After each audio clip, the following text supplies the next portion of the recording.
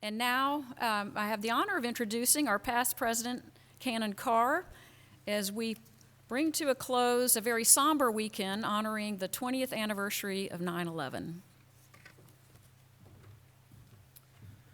Thank you, President Catherine. President Catherine asked me to share some thoughts. Some of you may know that I worked across the street from the Twin Towers and was there at Ground Zero on 9/11. And she asked me to share some thoughts and reflect on the day. You know, my own narrative, my own story is important really only to me, my family, and a few friends. But it does allow me to bear witness to a truly historic day with the historic acts. And it may allow me to bring some weight to the lessons that we learned from that day. You know, there's the saying, never forget, but in many respects, we have forgotten a key lesson from that day, so I'll touch on that. Catherine said, keep it to 4 minutes. It's hard to do. Unraveling the story around that day is very hard to do because each little story you tell somehow cheapens it.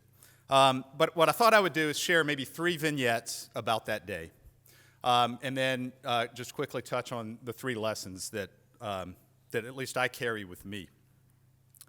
I'd gotten to work early that day, so I was at my desk when the sound of thunder happened. And I looked out the window. I was facing the opposite way of the towers. It was a beautiful blue day, and I thought scaffolding must have fallen. Well, there was an announcement that came over minutes later that said, there's been an explosion in the North Tower. Stay in your seats, remain calm, carry on. Well, of course, no one did that. So everyone basically moved to the street, and it was a mood of confusion and shock because no one knew exactly what had happened. There were so many different theories about what had caused the hit, the explosion. That all changed, though, in a matter of minutes, although it seemed an eternity between the 2 plane crashes into the towers. The second one, I happened to be looking down when it happened. The earth shook, both figuratively and metaphorically. And I looked up in a large fireball, but people said that was a plane. And we moved from what was confusion and shock to chaos and clarity. People quickly figured out what was going on. Just to move this along, I was actually moving around trying to help. I was able-bodied. As you can imagine, you've seen all the documentaries you want. The street was becoming a mess. Fire, debris, whatnot. People started falling.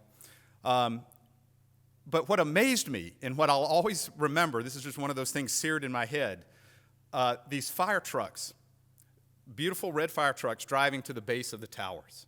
And they had little ladders on them that might go up 4 or 5 stories.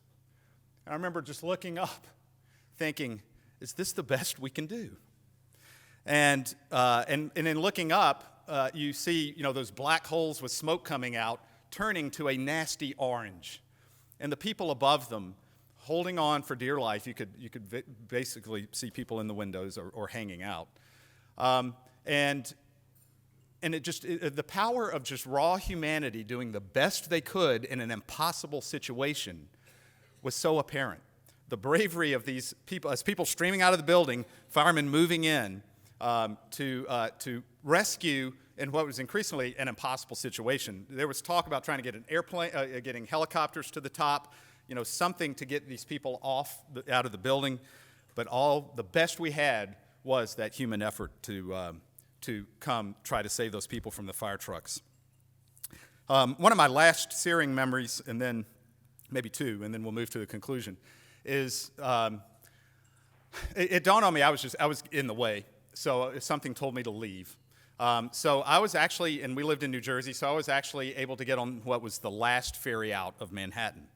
And as I was getting on the ferry, I turned and looked, and my last image was of someone holding on.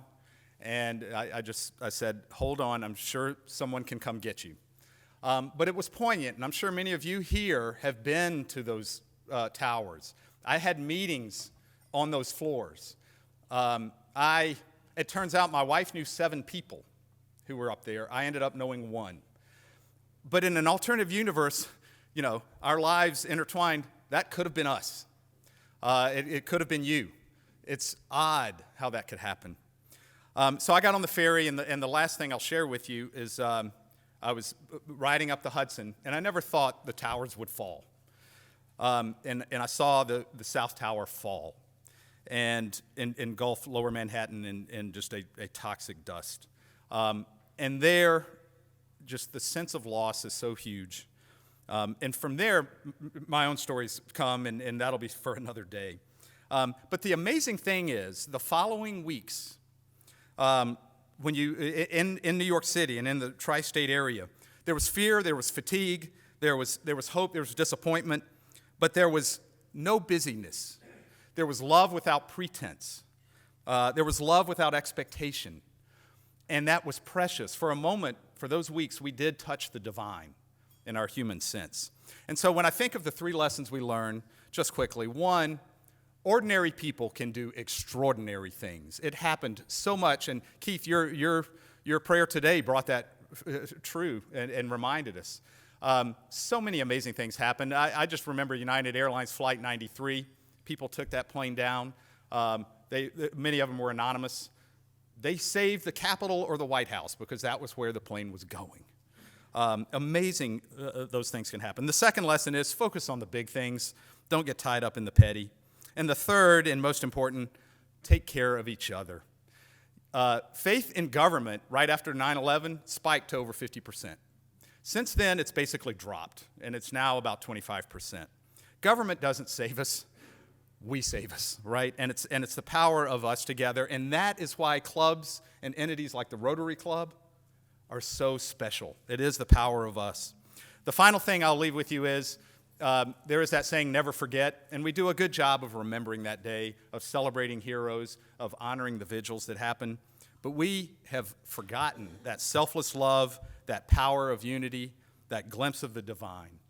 So ordinary people, love without pretense, understanding and patience and forgiveness, those are the lessons for me from that day, and those are the things we need to remember. Thank you.